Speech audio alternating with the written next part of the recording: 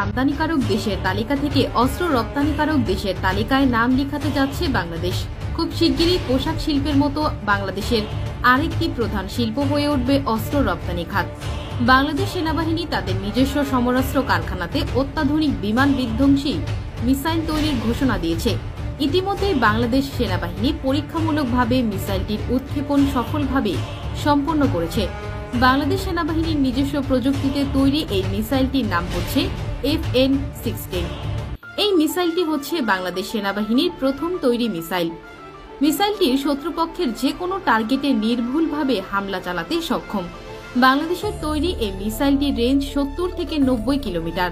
গাজীপুরে অবস্থিত বাংলাদেশ সমরাস্ত্র কারখানায় এই মিসাইলটি তৈরি করা হয়েছে।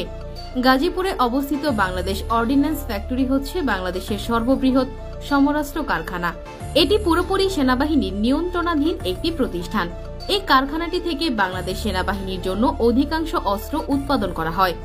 যুদ্ধ চলাকালীন সময়ে বাংলাদেশের অস্ত্র সরবরাহ নির্বিঘ্ন রাখতে এই সমরাস্ত্র কারখানাটি তৈরি করেছে বাংলাদেশ সেনাবাহিনী। 1971 সালে বাংলাদেশ সমরাস্ত্র কারখানা প্রতিষ্ঠিত হলেও পরবর্তীতে 1978 সালে বাংলাদেশের সাবেক প্রেসিডেন্ট জিয়াউর রহমান চীনের সহযোগিতায় এই সমরাস্ত্র কারখানাটিকে ব্যাপক আধুনিকায়ন করে। সম্প্রতি বাংলাদেশ সেনাবাহিনী FN-16 মিসাইলটিকে আরও ব্যাপকভাবে উৎপাদনের ঘোষণা দিয়েছে। বাংলাদেশের নিজস্ব প্রযুক্তিতে তৈরি FN-16 এই মিসাইলটি দেশের চাহিদা মিটিয়ে বিদেশে রপ্তানির পরিকল্পনা করছে বাংলাদেশ সেনাবাহিনী। 80-এর দশকে অস্ত্র রপ্তানিকারক দেশ হিসেবে বাংলাদেশের বেশ সুনাম ছিল। বাংলাদেশের তৈরি অস্ত্রের গুণগত মান ও দামের সহজলভ্যতার কারণে পৃথিবীর বিভিন্ন দেশ বাংলাদেশ থেকে অস্ত্র ক্রয় করত। 1980 সালের প্রেসিডেন্ট জিয়াউর রহমান ক্ষমতায় থাকাকালীন সময়ে বাংলাদেশ সেনাবাহিনী প্রায় $82 মিলিয়ন অস্ত্র রপ্তানি করে। বিদেশে রপ্তানি করার এসব অস্ত্রের মধ্যে ছিল অত্যাধুনিক ট্যাঙ্ক, কামান, গোলা, গ্রেনেড সহ বিভিন্ন আধুনিক অস্ত্রশস্ত্র। আর বাংলাদেশের তৈরি সমরাস্ত্রের প্রধান ক্রেতা ছিল সৌদি আরব, কুয়েত, ওমান, কেনিয়া, সুদান সহ এশিয়া আফ্রিকার বিভিন্ন দেশ। সে সময় বাংলাদেশের সামরিক অস্ত্র রপ্তানির পরিমাণ ভারতের চেয়ে অনেক বেশি ছিল। জিয়াউর রহমানের দূরদর্শী চিন্তার কারণে বাংলাদেশ সমরাস্ত্র খাতে অনেক এগিয়ে গিয়েছিল। কিন্তু বাংলাদেশের সমরাস্ত্র খাতে এগিয়ে যাওয়াকে হিংসার চোখে দেখতে শুরু করে ভারত। এজন্য তারা বাংলাদেশের অস্ত্র রপ্তানি ঠেকাতে মরিয়া হয়ে ওঠে। এরপর জিয়াউর রহমান সামরিক অভ্যুত্থানের মধ্যে নিহত হলে বাংলাদেশ অস্ত্র রপ্তানি প্রক্রিয়া থমকে যায়। কথিত আছে বাংলাদেশের অপ্রতিরোধ্য অগ্রযাত্রা সহ্য করতে না পেরে ভারতীয় গোয়েন্দা সংস্থার ষড়যন্ত্রে প্রেসিডেন্ট জিয়াউর রহমানকে হত্যা করা হয়। এরপর আওয়ামী লীগ ক্ষমতায় আসলে তৎকালীন প্রধানমন্ত্রী শেখ হাসিনা ভারতের পরামর্শে বাংলাদেশের অস্ত্র রপ্তানিতে নিষেধাজ্ঞা আরোপ করে, যার ফলে বাংলাদেশের অস্ত্র রপ্তানিতে পিছিয়ে পড়ে। তবে বর্তমানে বাংলাদেশ সেনাবাহিনী বিদেশে কোনো ধরনের অস্ত্র রপ্তানি না করলেও নিজেদের অভ্যন্তরীণ চাহিদা মেটানোর জন্য বিভিন্ন রকম অস্ত্র তৈরি করে থাকে। আর এসব অস্ত্র বাংলাদেশের বিজিবি, পুলিশ এবং সেনাবাহিনীর অভ্যন্তরে ব্যবহার হয়ে থাকে। বাংলাদেশে উৎপাদনকৃত অস্ত্রের মধ্যে রয়েছে আধুনিক রাইফেল, কার্তুজ, grenade, artillery shell, light machine gun, signal, pistol ইত্যাদি। এছাড়া বাংলাদেশ সেনাবাহিনী তুরস্কের সর্ববৃহৎ মিসাইল নির্মাণকারী প্রতিষ্ঠান রকেটসানের সঙ্গে চুক্তি সই করেছে। তুরস্কের সঙ্গে চুক্তি অনুযায়ী দেশটি বাংলাদেশের কাছে ক্ষেপণাস্ত্র তৈরির প্রযুক্তি হস্তান্তরে আগ্রহী, যার ফলে বাংলাদেশ সেনাবাহিনী নিজ দেশেই ক্ষেপণাস্ত্র তৈরি করতে পারবে। এর আগেও বাংলাদেশ সেনাবাহিনী তুরস্কের কাছ থেকে 1 রেজিমেন্ট বা 18টি লঞ্চার ভেহিকল কিনেছে। প্রতিটি ভেহিকলে 4টি করে লঞ্চার টিউব থাকে, সুতরাং প্রতিবার ফায়ার করতে 72টি রকেট প্রয়োজন। যুদ্ধকালীন সময়ে শত শত রকেট ক্রয় করে সেনাবাহিনীর চাহিদা পূরণ করা সম্ভব নয়। সেজন্যই তুরস্ক থেকে রকেট লঞ্চার তৈরি প্রযুক্তি ক্রয় করে সেটিকে বাংলাদেশে উৎপাদন করছে সেনাবাহিনী। ফোর্সেস গোল 2030-এর আওতায় বাংলাদেশের 70% সামরিক সরঞ্জাম নিজ দেশে তৈরি করার পরিকল্পনা করছে সেনাবাহিনী।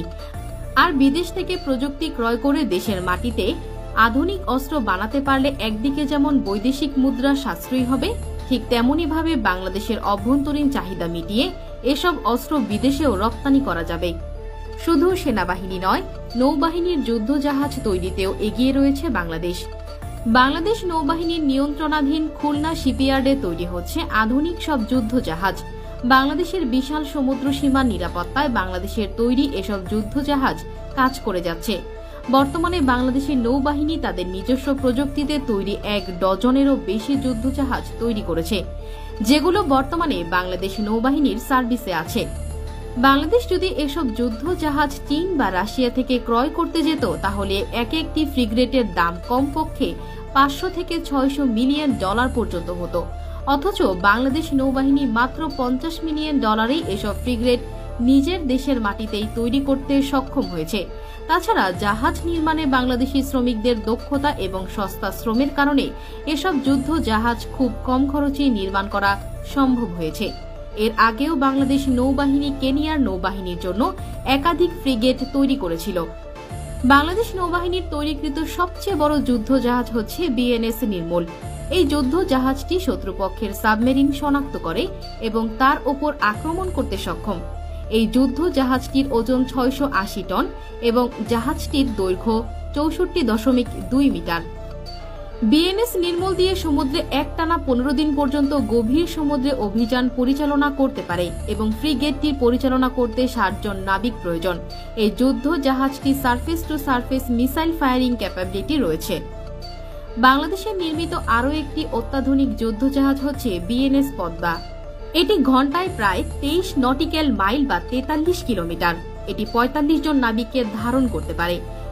এতে অস্ত্রশস্ত্র হিসেবে 2টি 20 mm এন্টি এয়ারক্রাফট গান ও 2টি 37 mm ক্যানন রয়েছে। এছাড়াও এটিতে ম্যান প্যাডস এবং নেভাল মাইনও রয়েছে। জাহাজ শিল্পে বাংলাদেশ নৌবাহিনী অনেক দূর এগিয়ে। জাহাজ শিল্পে বাংলাদেশ নৌবাহিনীর এইরকম সাফল্য অর্জনের বদৌলতে বিশ্ব র্যাঙ্কিংয়ে বাংলাদেশ নৌবাহিনী 16তম স্থান অর্জন করেছে। তাছাড়া বাংলাদেশ থেকে যুদ্ধ জাহাজ ক্রয়ে আলোচনা চালিয়ে যাচ্ছে লেবানন এবং মালদ্বীপ। বাংলাদেশ সমরাস্ত্র কারখানাতে এখন অতি উন্নত মানের 7.62 millimetre automatic assault rifle BD-08 উৎপাদন করছে। এটি দক্ষিণ এশিয়ার সবচেয়ে আধুনিক রাইফেল। বাংলাদেশ সেনাবাহিনী জাতিসংঘের শান্তিরক্ষী মিশনে এই রাইফেলটি ব্যাপকভাবে ব্যবহার করে। এই রাইফেলটির বার্ষিক উৎপাদন বাড়িয়ে 2 লাখে উন্নীত করা হয়েছে। বর্তমানে বাংলাদেশ সমরাস্ত্র কারখানার মোট উৎপাদন ক্ষমতা 60 মিলিয়নে উন্নীত হয়েছে। অতিরিক্ত জনবল নিয়োগের মাধ্যমে ভবিষ্যতে উৎপাদন আরও বাড়ানো সম্ভব। তাছাড়া গ্রেনেড ফ্যাক্টরির বার্ষিক উৎপাদন ক্ষমতা 2 লাখ থেকে বাড়িয়ে 10 লাখে উন্নীত করা হয়েছে। বাংলাদেশ সমরাস্ত্র কারখানাগুলোর সামগ্রিক উৎপাদন ক্ষমতা বাড়াতে প্রয়োজনীয় যন্ত্রপাতি সংযোজনের প্রক্রিয়া চলমান রয়েছে। বর্তমানে হাসিনা সরকার পতনের পর বাংলাদেশের সামনে নতুন করে অস্ত্র রপ্তানির সুযোগ সৃষ্টি হয়েছে। তো বন্ধুরা, আপনার কি মনে হয় বাংলাদেশ সেনাবাহিনীকে বিদেশে অস্ত্র রপ্তানির সুযোগ দেওয়া উচিত হবে কিনা? আপনার মূল্যবান মতামত জানান আমাদের কমেন্ট বক্সে। দেখা হবে পরবর্তী কোনো ভিডিওতে। সে পর্যন্ত ভালো থাকুন, সুস্থ থাকুন। আল্লাহ হাফেজ।